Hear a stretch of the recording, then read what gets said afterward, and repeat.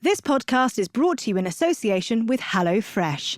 HelloFresh make it easy for you to cook delicious dinners from scratch. Choose your favourite recipes from a weekly menu and they'll deliver all the fresh, pre-proportioned ingredients you need to cook them direct to your door. No planning, no shopping, just everything you need for dinner without the drama.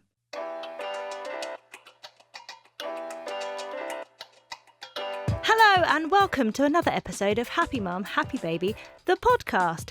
Now today we have two guests, not one but two. One I've been mostly stalking, online for quite some time, and the other I met at an event a little while ago and just knew that I wanted her on and for them to be together. One is Deborah James, Bow Babe. Bow Babe. Bow Babe. Thanks for having the me superhero on. that is Bow Babe. And the other is Tracie Gledhill, who your Instagram name is Think I Just Got Lost. Yeah, it's a song title. Is it? It is a song. By Yeah. who? By Three Doors Down. I'm not cool enough to know who they are. Neither was I. But my husband liked them. I was like, I like that. Yeah, nice. So we went with that. Nice. And you two, I think as parents, we all dread certain things happening to our children and then things happening to us, you know. And you two, well, the reason why I brought you both on is because you've both heard those words that we all dread, and that is that you've got cancer. So I thought, rather than me just sat here throwing loads of questions at you, I thought having two people who have experienced those words would be beneficial. Yeah, absolutely. And a bit more insightful. No, absolutely. When did it happen to you, Tracie? I found, I didn't. I had a pain. I had a pain in my boob. December 2015. But Millie my youngest was 18 months old. There's only 16 months between her and my next one. So I assumed I'd been breastfeeding. I've been pregnant for a long time. It was hormonal. 2 weeks before Christmas, I was busy. 4 kids, 2 weeks before Christmas is just too busy. So I moaned about it a lot. Didn't do anything about it, but I did moan about it. Between Christmas and New Year, my elder two went away with their auntie and the pain came back. And I was like, I've got that pain again. And as I kind of felt round under my arm, I found a tiny little lump and was like, oh my God. Rang my best friend and said, come and look at my boobs. She maintains it's not the weirdest thing I've ever asked her. It says quite a bit about our friendship, really. And then 6th of January, I sat there while the doctor said to me, I'm 99.9% sure you've got breast cancer. And I kind of went, no, because I'm 34 and I've got children and this is something that, you scan women that are over 50, so why am I sat here today? You don't have to worry about until you're 50, yeah. So, yeah, it was a bit of a shock. When did you tell your children, like how quickly? Because for me, mine happened at a similar time, December 2016, and I had been pooing blood for a while. But I, like you, was kind of young, kind of working out. You know what it's like, busy mum of two, and you just think, hang on a moment, no, I've just got IBS. So I kept on going to the doctors, and they kept on saying to me, no, nothing to worry about, and all my blood tests came back normal. Yeah. And then I went for a colonoscopy where they basically put a camera up your bum and saw my tumour. And then it's those words, isn't it? You have cancer. Yeah. And that is when everything changes. What was your initial reaction? Yeah.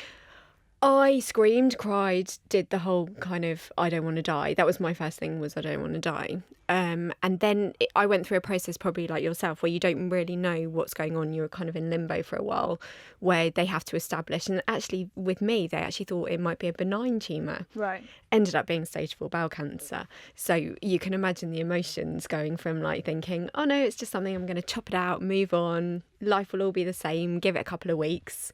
To then plummeting, realising that my chances of surviving for more than 5 years were, incredibly slim. And I think you were in a similar and position. And I spent the amount of time working out what 5 years from the ages of my children That's were what now. I was doing. Yeah. Oh my God, absolutely. if they're saying 5 years, I was told that the survival rate for the variants I had, and I wasn't told till after my treatment, was 12%. And at the time, Millie wasn't even 2. And I was like, 5 years, that makes her less than 7. And it makes Jake still not 15, and they'll still be children. And, they need me because they're still children. It's not as if they were going to be 25, 30 and it'll all be all right, Did you want to know those? Yeah. Yeah. Everyone says don't look at statistics, but the problem is that a lot of people, I don't know what happened to you, but loads of people said to me, you'll be fine, you'll be one of the lucky ones. I've realised that regardless of what you do, you have very little control over your cancer, apart from how you respond to it. Right. I'm sure you get the barrage of kind of, have you tried turmeric? Yes, and kale and smoothies And yeah. you know what? Being active and healthy is part of it. But I know loads of positive, active, healthy people who still have progress with their cancer. And prime example would be the fact that I went on I got into remission, went on to a bit of a let's rebuild myself, went over the top in terms of doing loads and loads of exercise, and 6 weeks later was told that my cancer came back. So and even my oncologist turned around and said, you know what, don't get into that game of trying to control your cancer. And I think as soon as you accept that, and you then look up the stats as well to give other people the reality of what you're facing, I think. The kind of, not to scare them, but to say, this is what I'm up against. Please don't try to tell me that I can control that, but we are going to have fun in the meantime. I think it's the fact that people kind of go, oh, well, you've had a mastectomy, you've had chemo, you're fine now, it's done now. And you're like, actually, it's not that simple. Well, and it's not necessarily short. You know what I mean? And you People can't go think back someone's to got how cancer. you were. Yeah. You know, you can't get back to that pre-cancer you or your pre-cancer children and your pre-cancer life because it doesn't exist anymore. And it's quite damaging, I think, to kind of expect people to go back to that and carry on because, oh, well, that's fine because you're over that now, because you never will be. Yeah. How did you tell your children? I didn't tell them. So the doctor said to me that she was 99% sure, but there was going to be a week before my results. And I went home and my husband, bless him, was like, well, there's 0.1%. I'm like, I don't think you kind of really need to focus on that 0.1. During the meantime, I'd got some like the breast cancer care do Mummy's Got a Lump, and they do a really good one called Medikids Beat Cancer, and it's a comic book, and it has all the treatments as superheroes, and they kind of how they go through the body killing all these diseases and stuff.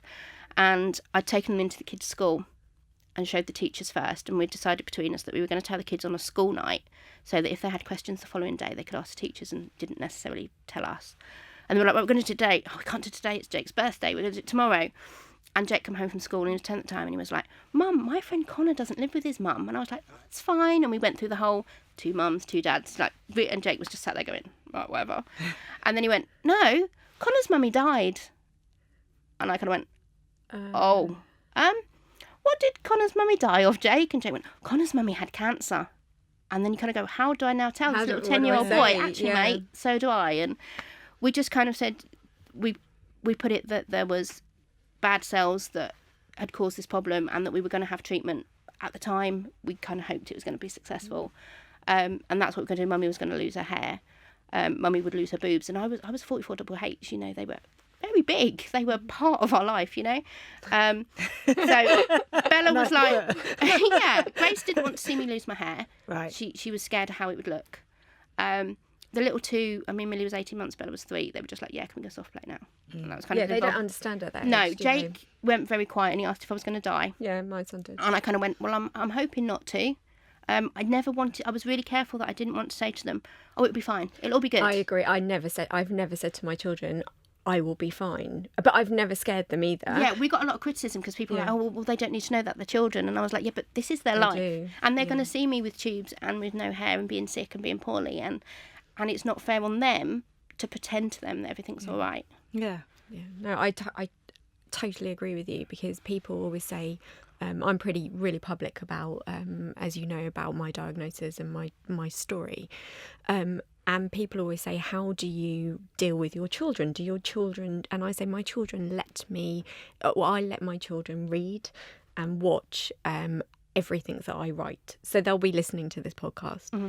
Because the reality for me is that if I were to die, I don't want it to come like a bolt of lightning out of the blue, because I know, and you probably know, what it's like to feel like the world has just been whipped from underneath your feet.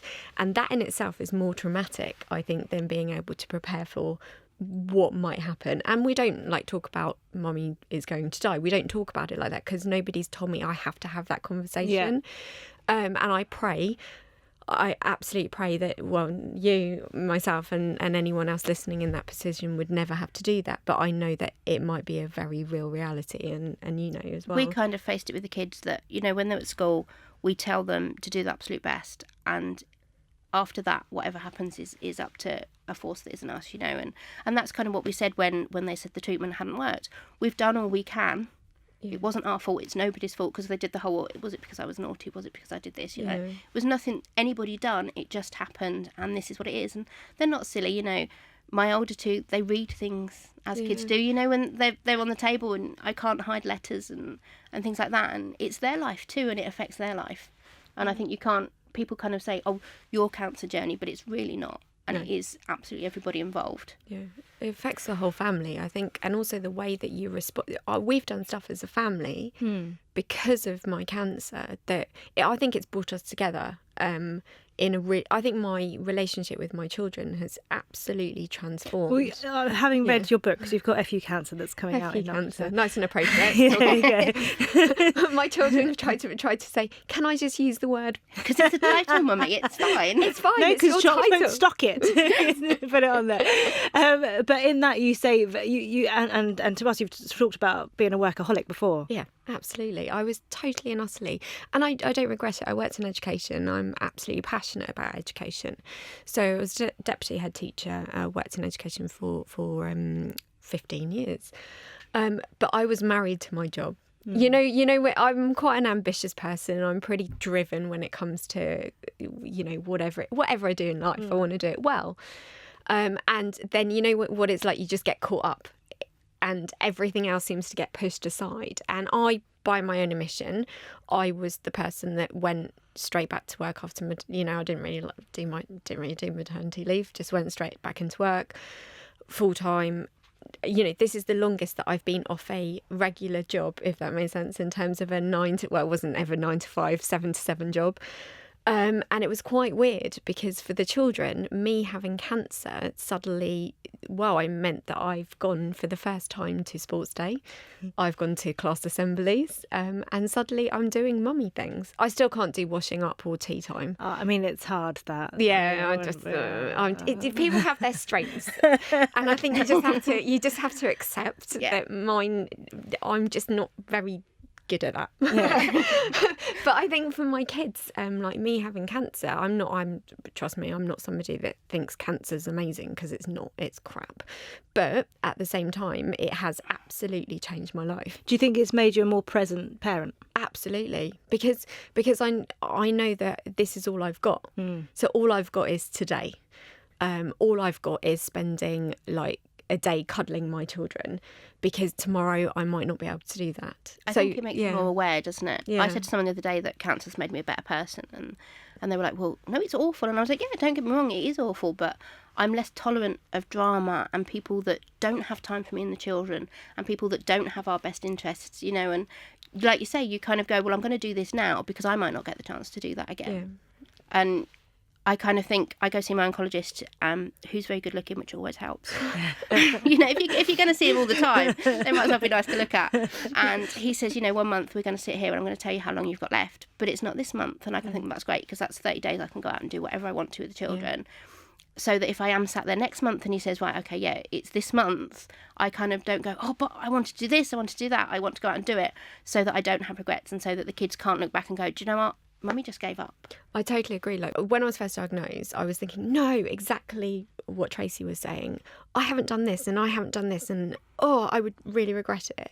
I can honestly say, if I were to die today, I have no regrets with the way that I have done things with my kids, but that's only since I've been diagnosed with cancer. Really? So I think mainly through writing, actually, through speaking and sharing my story. It means that I've told the people that I love, my children, whatever, that I love them. And if I were to die tomorrow, I feel really proud of what I'm doing.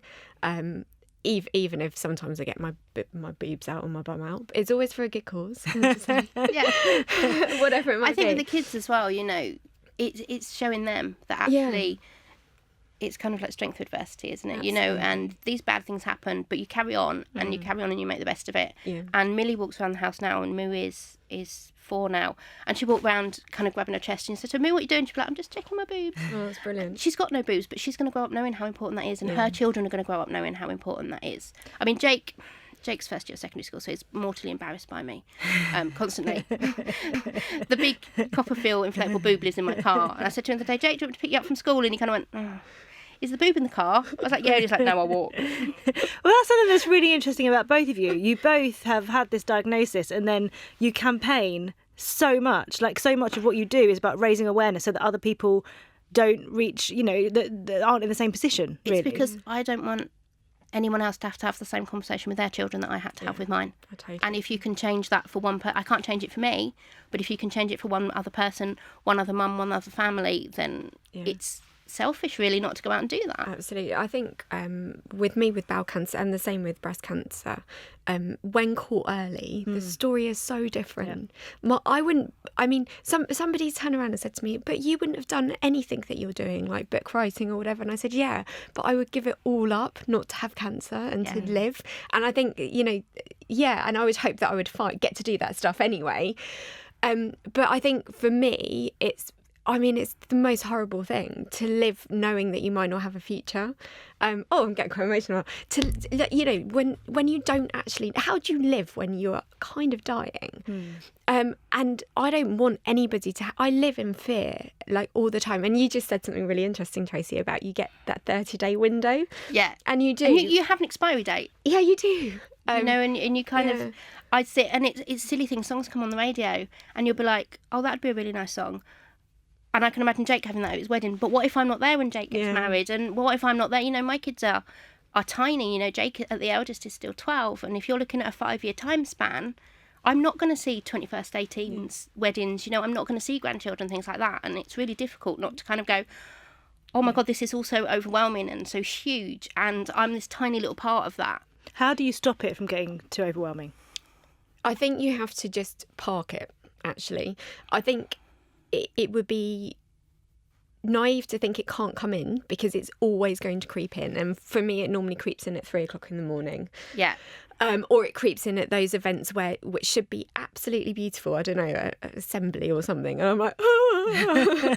You know what I mean? However, I think you have to accept that is going to happen, but you have to then draw a line on it. And I don't know, I've just seen Tracie's boobs. I know this has a point. They're stripy rainbow boobs. Yeah, but you then have to kind of draw a line under it and then say, right, how am I going to make the most of this crap situation? And just like, when I first met Tracie, she showed me her sewn up boobs, knitted boobs.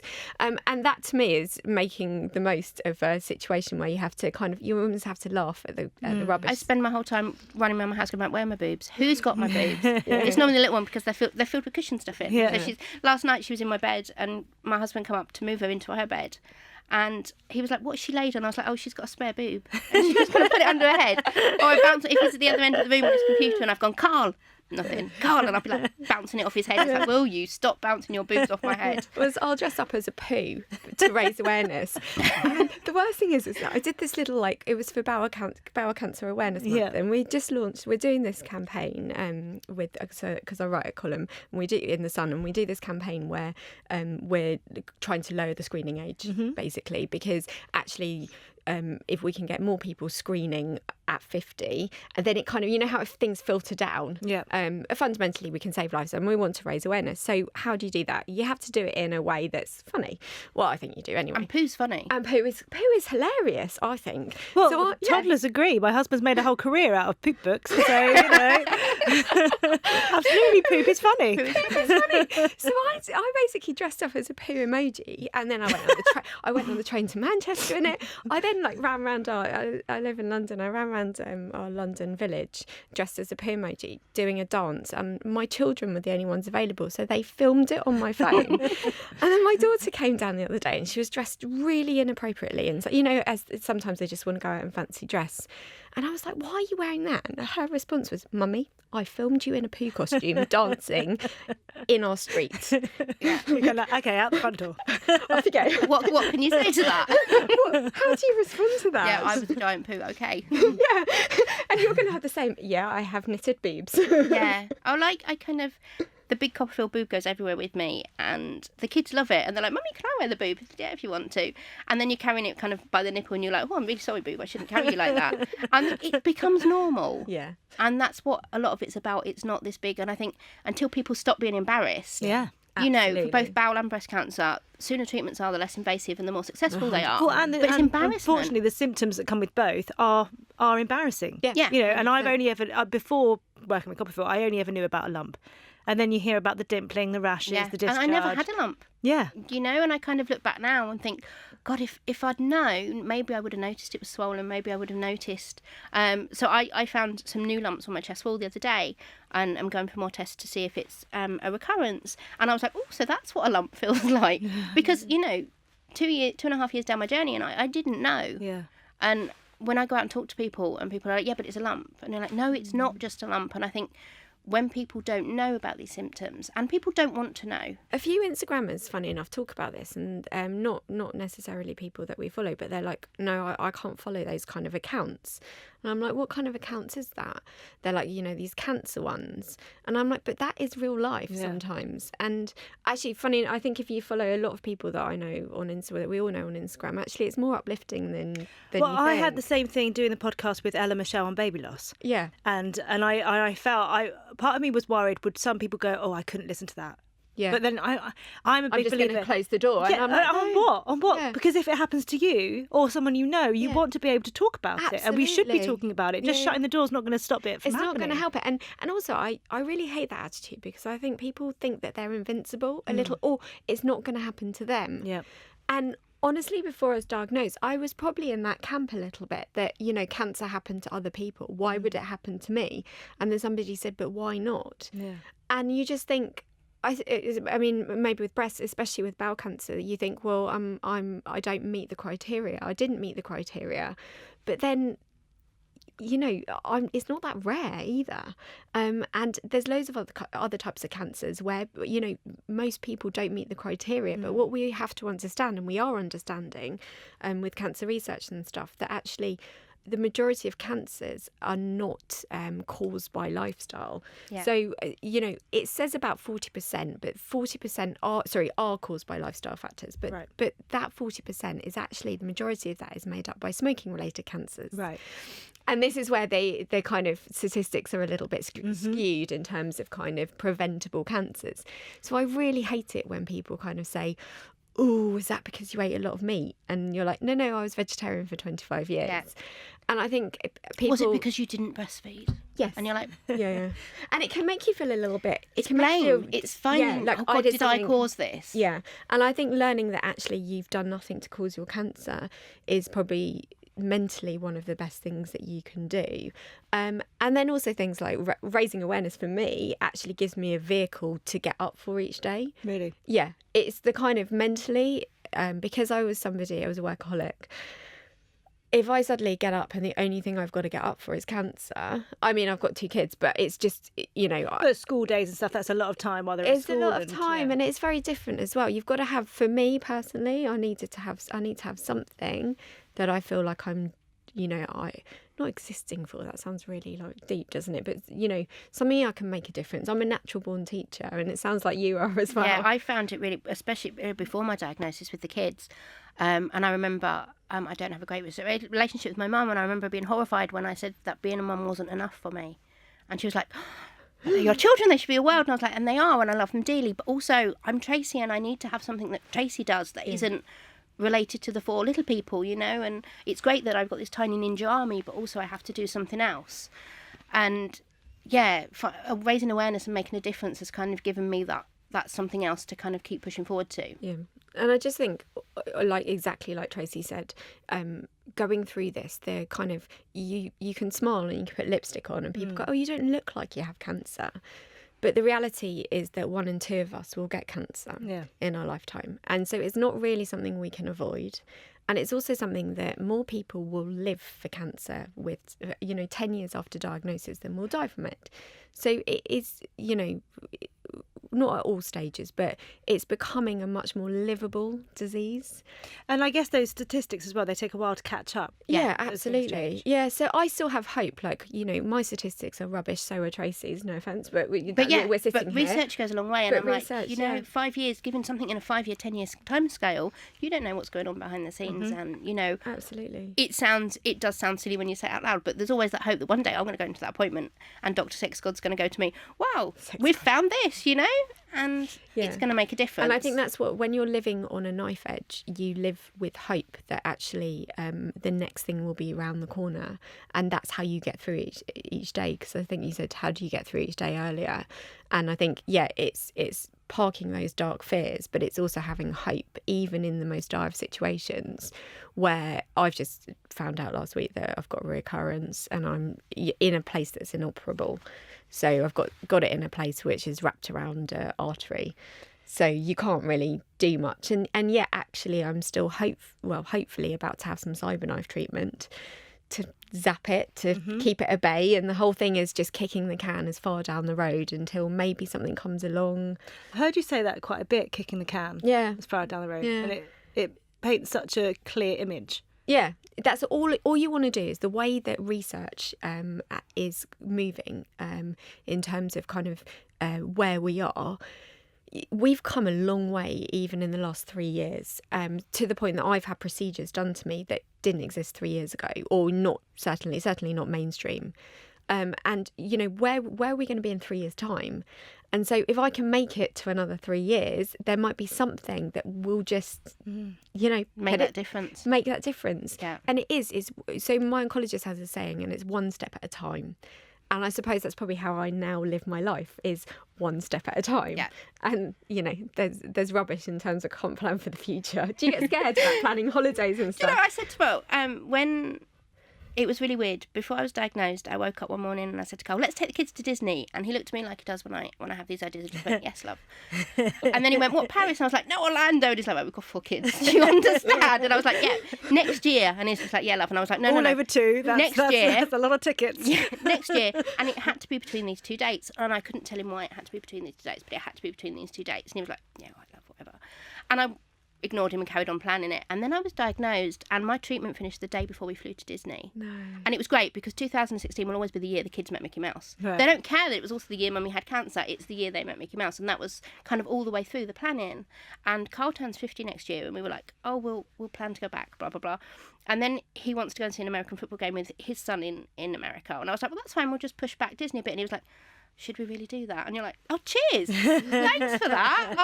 I'll just kind of hold off dying for a little while, shall I? But I think you have to have that kind of joking mentality. My best friend's an end-of-life care nurse, because it's always helpful to have one of them on hand. When she comes to my pathology report with me in her uniform, and the oncologist kind of looked at her and looked at me and was like, we haven't told you anything yet. But we have almost people are a bit like, oh, you're a bit morbid about it. And Death it jokes. is what it is, yeah. She bought me a Mrs. Potato Head when I was having chemo, because that's how I looked. And she bought a dress, and then she was poorly, and she couldn't go out. And I was sat in an A&E with her where she was admitted, and we'd been talking to the nurse about my story and stuff. And I was like, oh, Emma, you're not going to get to wear that dress. But she just went, it's fine, I'll wear it to your funeral. And I was like, oh, good idea. And this nurse just kind of went and didn't know what to say. But I kind of think, if you're not, you've got to confront it. I know a few people who have had a lot of cancer or different illnesses in their family, and they all have dark humour. Yeah, oh, yeah, you have to. You have to. But even my kids are now having dark humour, to the point that Eloise, my daughter, we don't not talk about death, but it's something that, does crop up occasionally.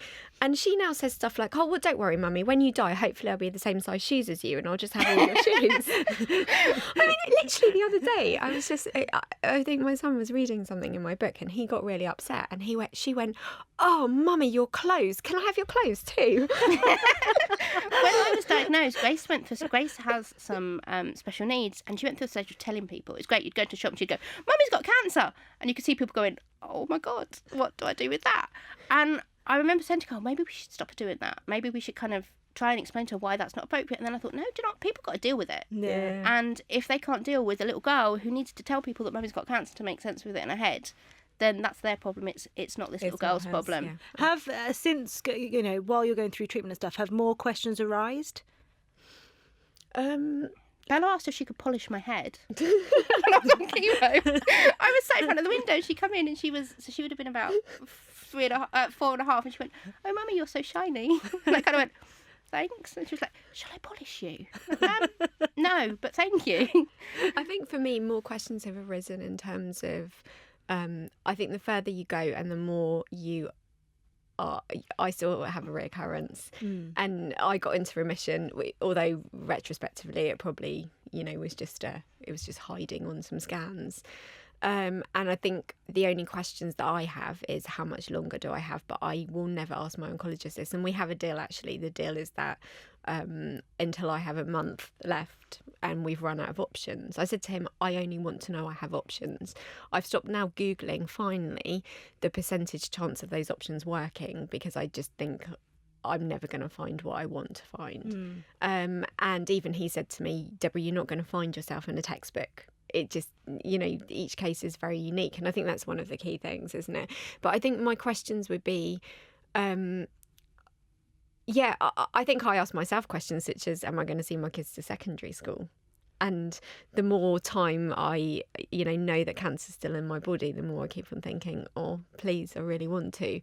But yeah, I don't know. Do you have any other? Do you think? Yeah, I find myself parenting differently than before, because I'm quite aware that actually one day I won't be around to do that. And is it really worth telling them off for that? When does it really matter in the scheme of things? So I probably relaxed more as a parent. So I kind of question what's important. And the little ones, especially Bella, said to me the other day, "Will your boobs grow back?" And I was like, "No." And she just kind of went, "Oh, okay then." And off she went. And they come up with, sometimes Jake come up to me and he'll be like, "Mummy, what's hormone treatment?" And you'll know that he's kind of been Googling stuff at school. Right. And he'll come up and, what does benign mean? What does malignant mean? And you're like, right, okay, let's talk about what you're looking at and make sure that actually you're looking at stuff that's relevant and not. And when they are that age, it's really difficult. Is it also nice for you to think that having written your blogs, having Instagram, having written the book, you have all of this sort of literature from you that the kids can read? Whether it's now or whether it's in years to come, they'll always have those words straight from you. 100%. Yeah, they're never going to see that from kind of like a anecdotal position, and Mummy felt like this, because they can read that and go, well, actually no, because Mummy wrote this and this is how she felt at that point. Yeah, we have like a bit of my kids, my husband gets a bit annoyed where I have to take a picture of everything. And I'm hoping one day they will understand why I take pictures of everything. And a lot of my Instagram is about that, actually. It's just capturing memories for me, that it sounds really morbid, but if I'm not here, they can look at my Instagram and go, oh yeah, Mum was a bit kooky, it's like strange, but I get it. And I got really upset. I recorded my audiobook the week before I went out on holiday, and you know what it's like, you've recorded audiobooks, haven't you? You're sat in a room for 4 days or 3 days. Very intense. Very intense. Can you repeat accept again? Accept. Anyway, finally got through it, and I totally held it together, and then I got to the acknowledgements at the end and I bawled my eyes out. And what it is, because I realised that they can always listen to me reading. They'll always have your voice, which is amazing. They'll amazing. always have my voice. And then I read the acknowledgements to my son, and the book's dedicated to my kids.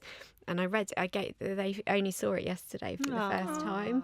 And we'd just got back from holiday, and my son was reading the bit at the back where I just said what I thought to them, and he went, no Mummy, I'm gonna cry. And I just was like, and I cried when I read that on the audio book, to the point that I think we've pretty much taken the take with me in tears, because I just couldn't do it. But I do think you do stuff like that, don't you? You record things to make memories. An art journal book, or halfway through, that has an art piece, because I've kind of found that really helpful for myself, and then a bit of writing about it, and it's things I want my children to know when I'm not here to tell them. And it was things about what I've learned, and because I've gone through a lot of different stuff, and like I say, I'm a better person now, and it's really important to me to kind of be true to who you are, and it doesn't matter if people like that or not, but as long as it's true to you.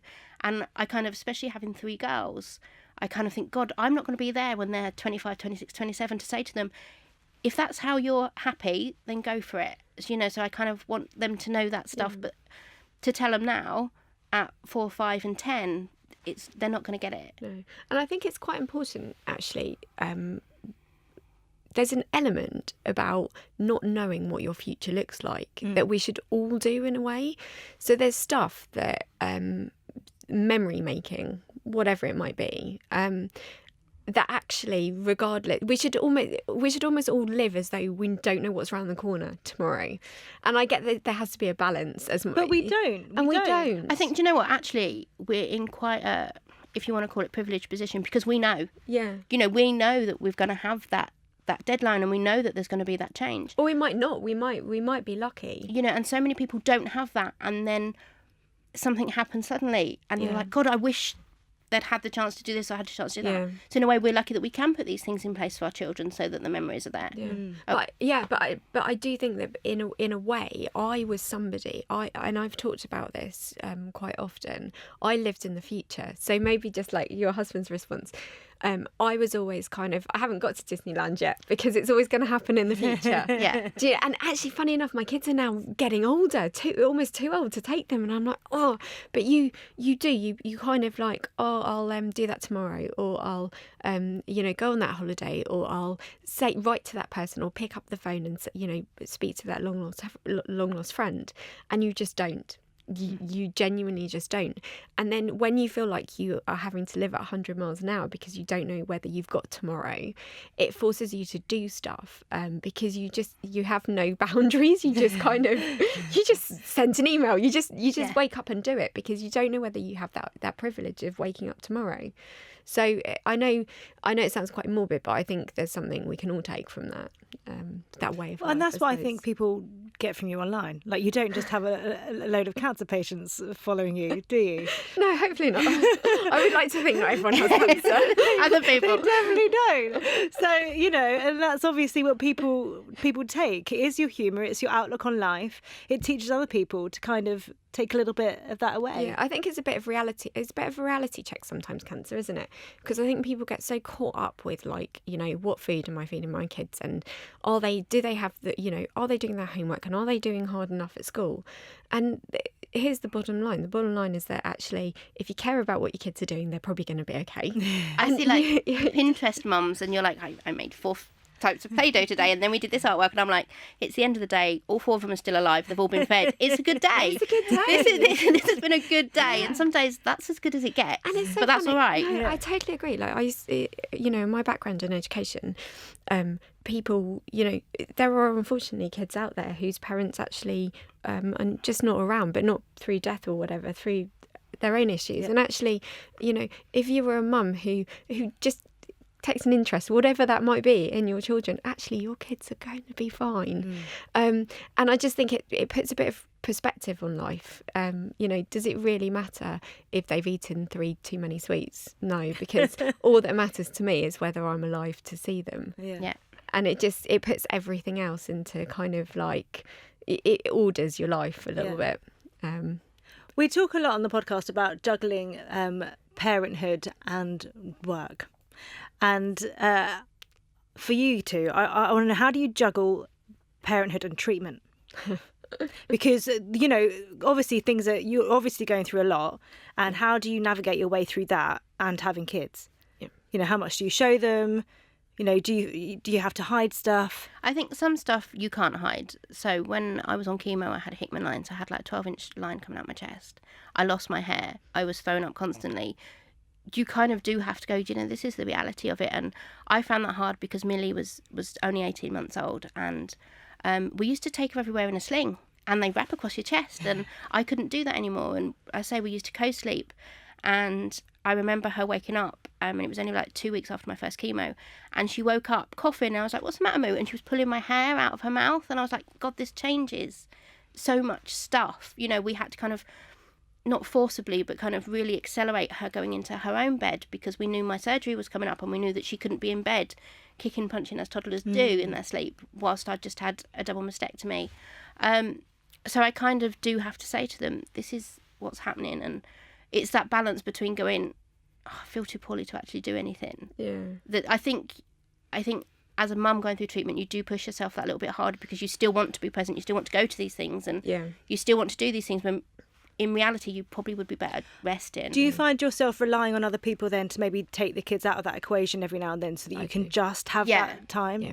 I'm really lucky that my husband does an awful lot, and he's very keen on me doing what I need to do, what I feel that I need to do to satisfy, like you say, what you want to do in life. So I'm really lucky that he'll be like, it's fine, I've got the kids off, you go and do that. But I found when I had, especially when I had my Hickman line in, when I had friends that would come round, Millie would be like, pick me up. And it was, she wanted to be picked up and she wanted to be cuddled by a woman. But I couldn't do that, you know, and it was just, and she's by far my most independent. And I kind of think that's got to come from that. And that was why I never had a reconstruction, because the recovery period was like 6 months. And I'm like, so if I've potentially got 5 years from diagnosis, which is like about 2.5 now, you know, is it fair to take 6 months out of that to go back to where I can't lift and where I can't do stuff when, you know, she's already lost that year of her first couple of years of life? I think it's quite important to not scare children with the kind of, you know, not to scare children, but to show them and to kind of take them alongside. And I made a few mistakes in that my kids came to see me in hospital when I still had quite a lot of leads attached to me after a few operations, and that my daughter became fascinated with my wee bag, and you just now she's a bit scared, and if she comes in she's like, do you have a wee bag? But not because she was grossed out about it coming from me, just about she was just grossed at seeing the wee, which I think is quite weird for children. But I had an experience where I've always thought, right, don't take your kids to chemo, and I would definitely not recommend it as a routine thing.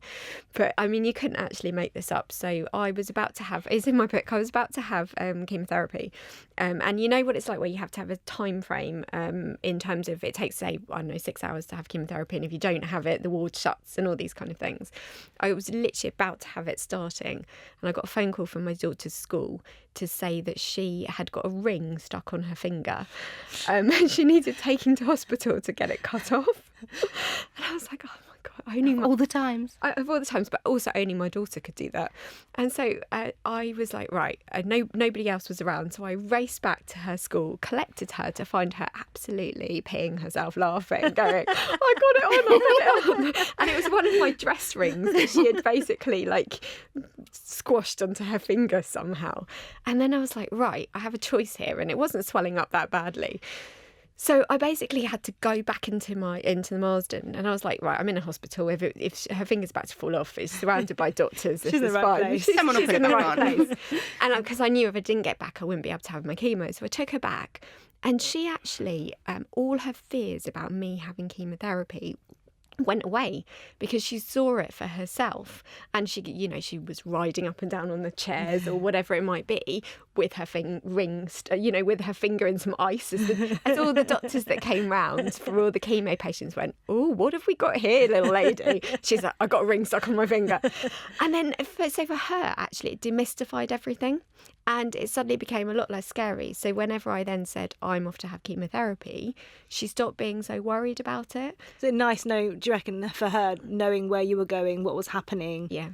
And it's kind of like, what I've discovered is that if you don't tell children kind of the whole truth, they make it up for themselves.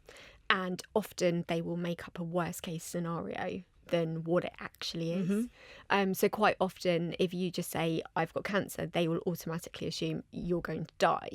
And I've often seen the other side actually as a teacher, where children will come in, think that their mum is literally about to die, and actually you call home and you realise, yeah, she's sick, but she's currently undergoing chemotherapy. She's got a great prognosis. It's just she's going through that rough point at that particular time. And actually, from both a professional experience and a personal experience, I think just don't let your kids make up the gaps. See, as a kid, I can remember hearing that conversation and you? hearing someone very close to me say, crying on the sofa saying, I don't want to die. And I was coming down from upstairs and just going back upstairs. And that conversation was never had. Never, ever had. With you? Yeah, never had with us. So I do completely understand why it's so important to just be talk, honest. yeah. Because time isn't a lateral concept for children, is it? You know, you can't say to them, And that's why the holiday was so important, because I could say to them, by the time we go on holiday, my treatment will be done. I could say to them, well, I've got to have 3 months of this, 4 months of that. They wouldn't understand that. But to be able to say to them, so when a child hears and overhears someone saying, I'm going to die, they think, well, that's the next 5 minutes, and what's going to happen. And they're constantly waiting for that to happen. Well, and it didn't happen. Yeah. You know what I mean? But that's in my childhood, like my child brain. And the fact that now, even still, it never developed from that, but you still have that. The thing that I find that I'm starting to learn, and it's still an area that I'm not entirely comfortable with, is I've grown up with an absolute fear of death. Yeah. And I recorded something the other day about this, and why is it in society we just close? It's another area that we just shut out, even though it is going to happen to all of us. 100% going to happen to all of us. Yeah, there's no escaping it. Absolutely. And honestly, I mean, I'm not entirely comfortable at the moment having conversations about it, but it is starting. I am questioning the types of conversations I have around death with my children, not necessarily related to me, but just the whole concept of it, because actually by shutting it down and not even normalising it, we are petrified of it. And I have probably very irrational fears over what it might be like. And yet when you speak to specialist care nurses who work in that sector, actually their experience of it is very, very different. And it's just, I suppose it's just a kind of something that I'm learning as part of this, which I suppose is a slightly sideline thing. But it's just the way we bring up our kids nowadays. Well, yeah, but it must be very difficult going through something and having those different sidelines, where one is you sort of managing your, like, where you're at with it, and then managing how your children are coping. Absolutely. It is, because you're kind of dealing with all the usual children stuff as well, and you kind of don't want to minimalise that because it's really important, but also you're kind of trying to deal with this huge thing on your shoulder as well at the same time, and it's keeping that balance to be your life not being just about cancer, but also you can't ignore it because it is a big part of your life. Yeah. And it's almost like the work home balance of cancer and living. Yeah. And it's that balance between, because people go, oh, you're going to do everything you can, and I was like, well, yeah, but I have had this conversation that if we get to the stage where, there's something that's only going to extend my life by a week, 2 weeks, I'm not going to do that, because there's a big difference between living longer and dying slower. And they're very different things. Well, is it that thing, if you can live a shorter time but be able, better, rather than live longer but not be able to do things? And when you kind of put in the context of children, do I want my children to see me very, very poorly for an extended period of time, or do I want us to have a really great shorter space of time? And it's weighing up your thoughts on that to actually what's best for the. You're still a mum, and you're still trying to deal with that whole what's best for the children, while also leveling up with what's best for me in my life and what I need. I think slightly going back to what you were saying in terms of help, how do you balance everything? I would say accept all the help that you can get, and don't be kind of a martyr about it. There are no prizes for getting through chemo on your own, and I will hold my hands up to the fact that I have a lot of help. I'm not, as pointed out by your sister yesterday. As pointed out, I love my supportive family. So basically, I have great parents and husband and sister and brother.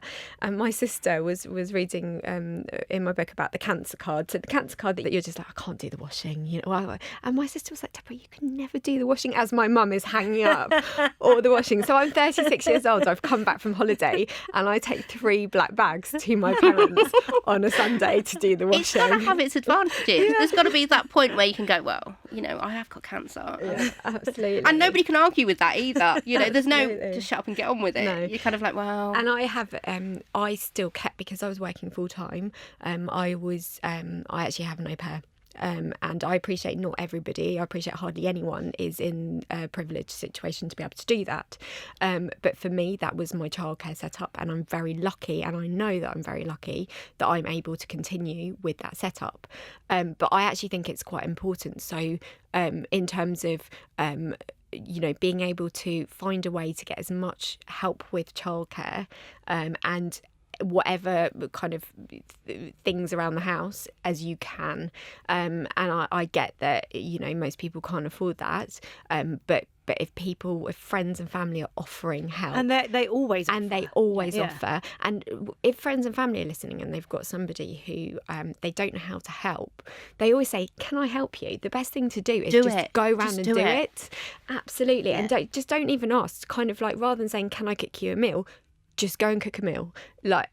Because if you're the person going through treatment, you then have to think about what it is, and you're not really sure. So if you're a mum who's got, let's say, another mum, the best thing actually happened to me where you know when you have to do all those costumes for, like, I don't know, everything. Well, it's World Book Day, isn't it? All the different costumes, you know, you name it. And they always want to be something really obscure. Really obscure. And you're thinking, oh, we've got Maths Day and we've got this day. And don't get me wrong, I think they're great, but not when you've been told at midnight, like the night before. By the way, Mum, I want to be the pheasant from Daddy Champion of the World. And you're looking at a bit of toilet roll and a glue gun. I managed to do that because it was for Maths Day, and my daughter ended up going as a cute triangle.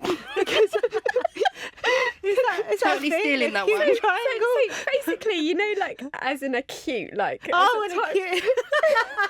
I was thinking a cute triangle. But that's what I did. I did a play on words because all we had at midnight was a fairy costume, and I was like, well, what do we do with this? So I basically got some loo roll. And toilet paper at midnight. Anyway, this is totally going off the subject, but this is what you can do at midnight: loo roll, toilet paper, glue gun, a cute triangle. But anyway, the point of the story is the best thing that somebody ever did was literally say, oh, by the way, it's book day, 3 days time, I've picked up an extra costume for your daughter. And you know, when you're just like, rather than like having a debate over what, it's just, oh, thank you so much. And it's that practical help that you can, and just take it. Just don't, you know. A friend turned up at my door and she was like, tea tonight, you've not started, have you? And I was like, thank God for that, because I felt sick. And, you know, Carl does all the cooking and he does the housework and that, which is great, but also he's trying to deal with 4 children whilst I'm vomiting on the sofa, and he's trying to look after me, and, you know, it really helped to kind of someone go, it's sorted, don't worry about that bit. How has cancer affected your relationships? He's great. He's mentioned it probably about twice. He does really well. Yeah, he's mentioned it about twice. It's difficult because he is very much, I mean, he is old, he's nearly 50. He has that very much, I'm going to fix it, I'm the man, and he can't fix this. Yeah. And he does struggle with, how can I fix that? And he looks at the children and is like, oh my God, how am I going to cope with 4 children when you're not here? And I think that's very present for him all the time, rather than, whereas I'm just like, fine. And he's very stressy about stuff, and I'm probably a bit too laid back about stuff. So I'm just like, it'll be fine. Don't worry about it. It'll all be good. And he's just like, yeah, but it might not be. And what about this? And what about that? And it has, because he wants to fix it. And I'm like, do you know what? It doesn't need fixing. And you can't fix it. Don't waste your energy on trying to fix it, because you can't. Yeah. You know, when I found the new lumps the other day, and I was talking to him, and he's like, oh, but it could be this, and then it'll all go. And you're like, at points you have to be realistic, and you have to be realistic for the children, because you having this hope and then being devastated when that hope doesn't happen is not going to help anybody. I realised quite recently that, I know this is a very obvious realisation, but when you are the patient, you assume that you are the only one going through this. So you assume it's all about you, basically. And then I was having an argument. I don't always argue with my husband. He's very nice.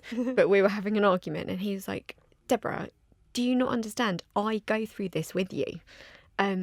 And what he meant by that was, you know, when I'm happy, I'm happy. When I'm panicking because of a reoccurrence, he's panicking because of a reoccurrence. But on the surface, he's just a swan, and everything is fine. And he just takes all my worry, and he just absorbs it. And I forget, I think it was just that at that moment that I realised that when I celebrate, he celebrates. And when he is left, you know, with a reoccurrence, he is left with a very real fear that he's going to be widowed at a young age. And I think we don't consider that we don't have to think about what it's going to be like without them, because that stops for us. Yeah. They have to deal with that going forward, and and the stuff that we're saying, oh God, it's going to be awful because we won't see the weddings and this, that and everything else, they have to go, God, I am going to, and she's not going to be there. Yeah. But I think my relationship I've talked very openly about this before. We've had an interesting relationship. I wrote very openly a column about this a couple of weeks ago where we've just celebrated 10 years of marriage. However, to get to that point has been a lot of hard work on lots of people's sides. And including kind of a small one, not that small, but a couple of years apart as well. But I think as a result, because of cancer, his relationship with the children is much stronger. He's always been great, but I would say their bond, they have a much more of a kind of natural threesome bond, whereas before they didn't have that in the same way. And I just think it's because he's realising that he might have to play mum and dad. And I think that's just developed kind of naturally as a result of it. And I would say our relationship is better because suddenly all the arguing over, well, you haven't told me that I look very nice tonight. I don't know why I do that in a stupid voice. But That's your arguing voice. I think it's because normally when I'm saying that, I'm screaming, you haven't said that I look nice, and it's kind of coming out of that volume. And it kind of puts everything into perspective because it's like what I was saying earlier in terms of kind of, has my child had 3 too many sweets? And this is kind of, does it really matter? Yeah. And it does just level you out a little bit. You kind of go, oh, he's complained that he hasn't said I look lovely today, but also he saw me when I was bald and looked like Uncle Fester's uglier cousin. And, actually, if it's still there after that, then does it really matter if he's noticed my haircut? That moment where you put your phone on selfie mode accidentally, when you've done it when you're in chemo and you've been crying in the night and you've got steroid bloat and you go like, whoa, it's not a good look. If you could say one thing to your pre-cancer self, what would you say? Take risks more, Deborah. Just live for today a little bit, and don't worry about your life having to fit into a box of kind of, I was like, I have to be the head teacher by this time. I have to do this. My family needs to look like this.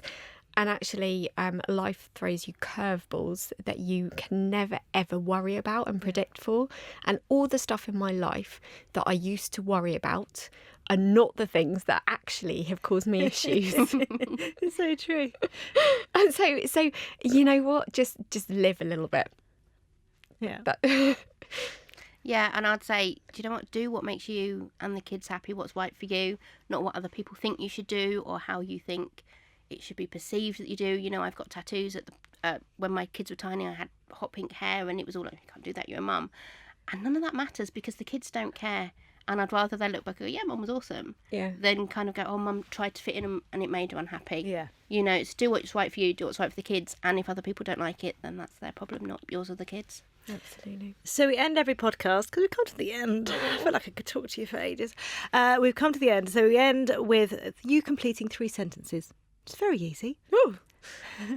Sounds quite stressful. This whole time I've now suddenly broken out in a massive sweat. No, seriously, don't worry. We'll play the cancer card now, it's fine, we don't have to answer. Keep on going, I don't know. So being a mum means? Everything to me. Oh, I need to do more than that. No, that's fine. It's just a sentence, so that is perfect. Means scarily seeing yourself in small people and going, oh my God. Sometimes Grace will argue and I'll go to Carl, oh, she argues just for the sake of it, and he's like, I don't think she's got that problem. Okay. I like that. Since having children, I have realised that I can't blame my temper on just my children and realised that I'm better when I've had a glass of wine inside of me. Nice. That actually I'm doing all right. They're all right. Jake's 12. They're surviving. They're doing well. They're happy children, and that's what matters. Yeah. And finally, I'm happy when I'm just living and carefree, which is difficult to do actually for all of us. But I aim to have as many moments as possible when you just can shut down all those worries and all those thoughts and all those little monsters that come into your life, and to be present in the moment. Well, yeah, exactly the same. When I'm doing what makes us happy, what matters to us and what's important in our lives, and as long as we're doing that, then everything else doesn't really matter. I can't thank you both enough for coming together and having a chat with me. Well, thank you for having us. Thank you. Thank you. A very funny episode. As I knew it would be with funny. you two. What can you say? Who Who knew? Cancer's funny. Thank you. This podcast was brought to you by HelloFresh. HelloFresh deliver fuss-free recipes with all the fresh, pre-proportioned ingredients you need to cook them straight to your door. It's great to know that whatever your day throws at you, dinner is one thing you don't have to think about.